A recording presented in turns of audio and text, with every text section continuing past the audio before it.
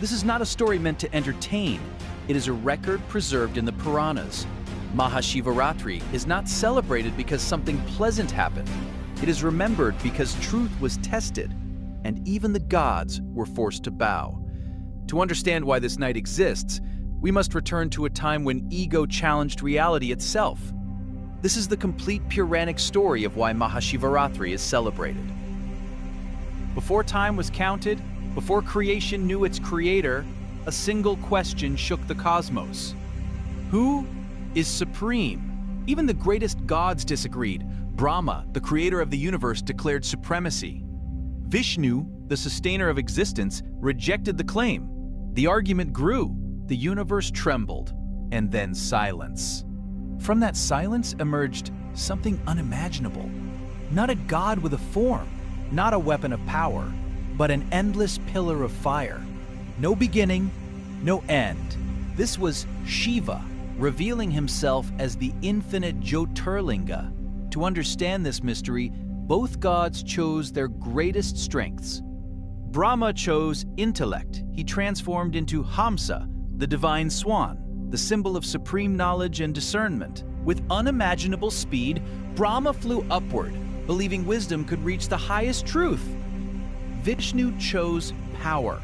He transformed into Varaha, the cosmic boar, the embodiment of strength and endurance. With unstoppable force, Vishnu dug downward, believing power could reach the foundation of existence. They searched for thousands of divine years. Upward, there was no end. Downward, there was no base. Because infinity cannot be conquered by intellect, and infinity cannot be conquered by power. Exhausted and unable to find the summit, Brahma encountered a Ketaki flower falling from the fiery pillar. He asked where it came from. The flower replied that it had been falling from the top of the pillar for ages. Brahma saw an opportunity. He returned and declared that he had seen the summit of the pillar and presented the Ketaki flower as his witness. The flower, under pressure, confirmed the lie. Vishnu returned and spoke only the truth. He said he found no base and accepted defeat. Truth and ego stood face to face. Shiva revealed the truth instantly. Shiva declared that Brahma, who spoke falsehood, would not receive widespread worship. The Ketaki flower would never be used in Shiva worship, and Linga worship would represent the formless truth beyond ego. This revelation occurred on the 14th night of the dark moon. That night became Mahashivaratri. But the Puranas reveal more. Creation itself was still incomplete. Energy existed, but balance did not. Parvati performed intense tapas, not for marriage, not for status, but for union with ultimate truth. On Shivaratri night, Shiva did not accept Shakti externally. He revealed her from within himself, half consciousness, half energy. Ardhanarishvara, the universe exhaled. Balance was restored. Then came the greatest threat of all.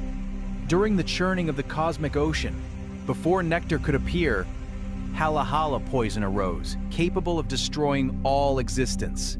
Gods panicked. Demons fled. There was no solution. Shiva stepped forward. He drank the poison, but he did not swallow it. He held it in his throat. Pure restraint, absolute control.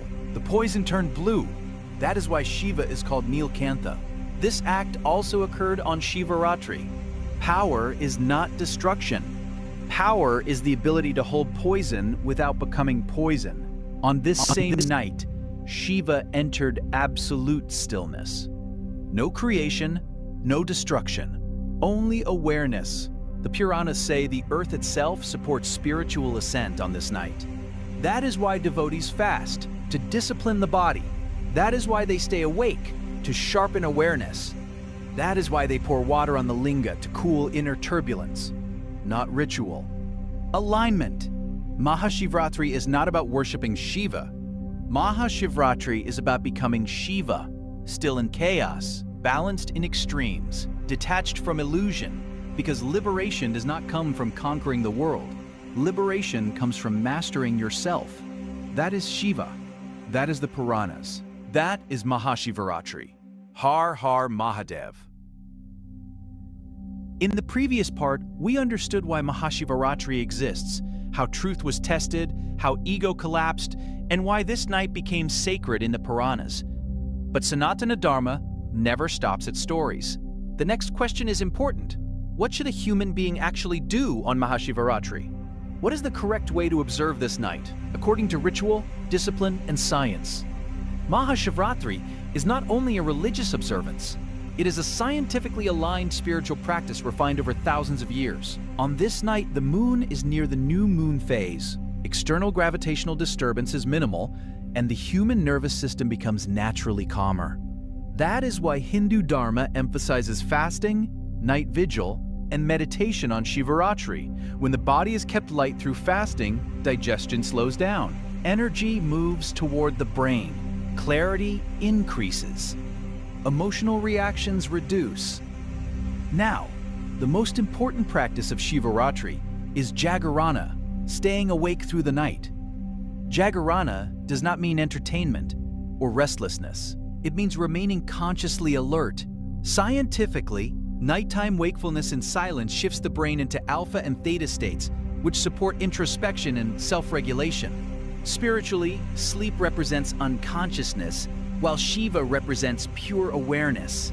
That is why devotees are asked to stay awake, not to fight sleep, but to observe the mind. Now, how should Shivaratri Puja be done? Begin with cleanliness and simplicity. A bath, clean clothes, and a calm space are enough. Worship is done to the Shiva Linga, representing the formless reality. Start with Abhisheka, offering water or milk. Flowing water has a calming effect on the nervous system and helps slow mental activity. Next, offer bilva leaves. They are cooling in nature and symbolize balance of body, mind, and awareness. Very important, some offerings must be avoided.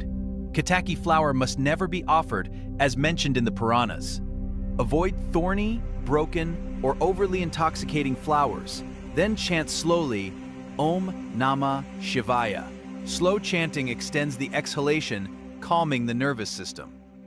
During Jagarana, alternate between chanting silent, sitting calm, listening. Avoid gossip, distractions, or loud activity. Finally, sit quietly for a few minutes before dawn. No demands, no expectations, just awareness. That is why Shivaratri works. It aligns the body through fasting, the mind through ritual, and awareness through Jagarana. Mahashivaratri is not about pleasing Shiva.